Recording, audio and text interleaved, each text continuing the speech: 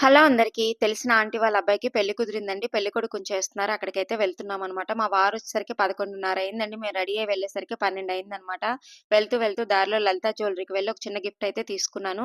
పెళ్లి చెన్నైలో అండి. రిసెప్షన్, పెళ్లి 2 కూడా చెన్నైలోనే అనమాట. ఈ వర్షాలకి చెన్నై వెళ్ళలేమండి. మామూలుగా అయితే వెళ్దామనే అనుకున్నాము. కానీ బాగా వర్షాలు పడుతున్నాయి కదా! పాపతో ఇబ్బందవుతుందని ఇంక పెళ్ళికైతే వెళ్ళట్లేదనమాట. ఇంకిక్కడే గిఫ్ట్ ఇచ్చేద్దామని ఇదైతే తీసుకున్నానండి. తీసుకొని గిఫ్ట్ ప్యాక్ చేయించేసి సిరిపాప పేరైతే రాయించాము.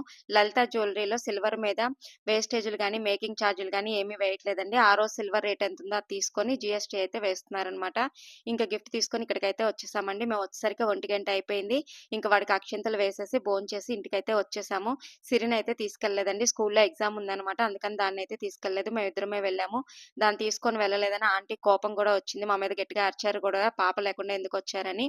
ఇంకా ఆంటీ వాళ్ళు రిటర్న్ గిఫ్ట్ అయితే ఇది ఇచ్చారండి. స్టీల్ గిన్నె దాని మీద ఒక ప్లేట్ సెట్ ఇచ్చారు. తాంబూలం